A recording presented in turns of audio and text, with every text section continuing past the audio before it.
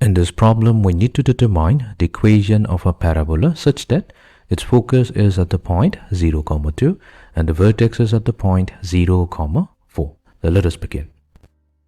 So we have the coordinate axis. On this coordinate axis, let's consider 2 points. So let's say this is the point having the coordinates 0, 2. That means this is the focus. So we're going to denote it by the letter F. Then we're going to consider another point with the coordinates 0, 4. This is going to be the vertex of the parabola. Now, using these two information, we need to obtain the equation of the parabola. Now, what we'll do, we will consider a third point lying on the line. In our case, that's the y-axis, which contains the vertex and the focus of the parabola. By definition, the line which contains the vertex and the focus of the parabola is referred to as the axis of symmetry. That means our y-axis is the axis of symmetry of the parabola, and on this y-axis, we're going to consider third point. Let's call it point A, having the coordinates A, B. So that's coordinates of point A. Now, the coordinates of point A are chosen in such a way such that the distance of point A from the vertex is exactly equals to the distance of the focus from the vertex. That means these two lengths are of equal length. Now, we're going to consider another line which passes through this particular point A that we have chosen with the condition that it's going to be perpendicular to the axis of symmetry line. So, we'll try to find out the equation of the directrix line as well as the coordinates of point A. First, we'll try to find out the coordinates of point A. That's a very easy task because clearly the vertex V is the midpoint of the line segment joining point A and point F. So that means we can use the midpoint formula to obtain the values of A and B. Okay, so here we start with the coordinates of the vertex, that's 0, 4. This will be equals to we'll take the sum of the x coordinates of point A and point F and divide it by 2. So that means we have A plus 0 divided by 2. And then we take the sum of the y coordinates of A and F and divide it by 2. So we have B plus 2 divided by 2. So we can equate it. So we'll get A over 2 will be equals to 0. And we have B plus 2 divided by 2 equals to 4.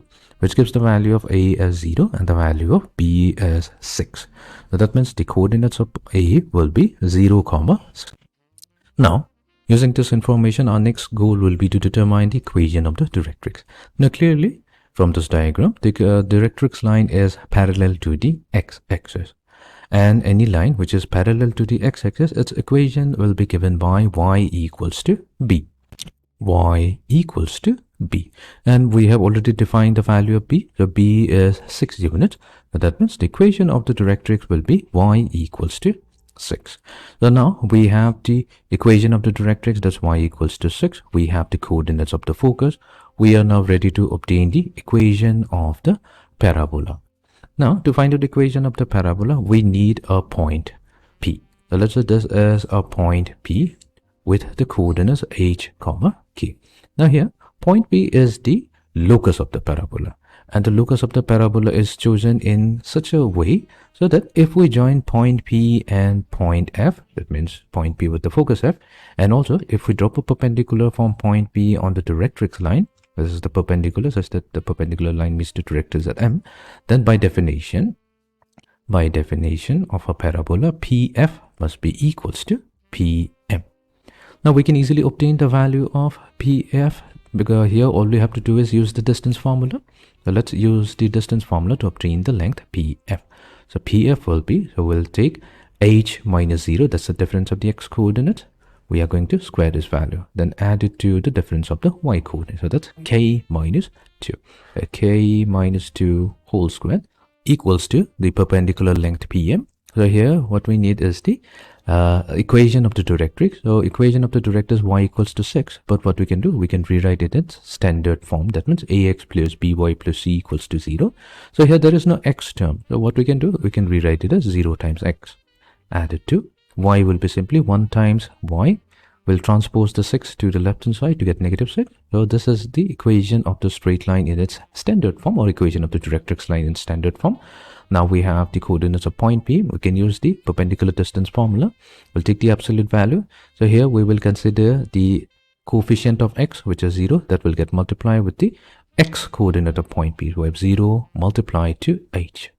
Added to coefficient of y, that's 1. 1 gets multiplied to the y coordinate of point P, so that's k. Then we have the constant term, that's negative 6. Then we're going to divide it by the square root of, we need the coefficient x of x and y. We're going to take the sum of their squares. That means 0 squared will get added to 1 squared. Now when we solve this, we're going to get the equation of the parabola. So here we have the square root of h squared plus k squared minus 4k plus 4. This will be equals to the absolute value of k minus 6. Squaring both sides, we get h squared plus k squared minus 4k plus 4 equals to, so we'll need to square k minus 6 over, so we're going to get k squared minus 12k plus 36. So here k squared and k squared gets cancelled, so h squared will be so let's transpose 12k, negative 12k to the left hand side. So we have positive 12k minus 4k, that will be positive 8k. Then we have 4 minus 36, so that's negative 32 equals to 0. Now final step, all we have to do is replace the value of h with x and the value of k with y, which is going to give us x squared plus 8y minus 32 equals to 0. What we can do, we can rewrite it as x squared minus 8y plus 32. So we get finally x squared equals to, if we take negative 8 as the common factor, so we have y minus 4. So this is going to be the equation of the parabola, and negative sign tells us it's a downward facing parabola because this is of the form x squared equals to negative 4ay. So let's go to a diagram. Clearly, if it is a downward facing parabola, so that means our parabola is going to be, so here I didn't choose the point P perfectly. Actually, it should be somewhere here. Yeah, let's say this is the point P actually. That means our parabola is going to be a downward facing parabola with the equation x squared equals to negative 8 multiplied to y minus 4.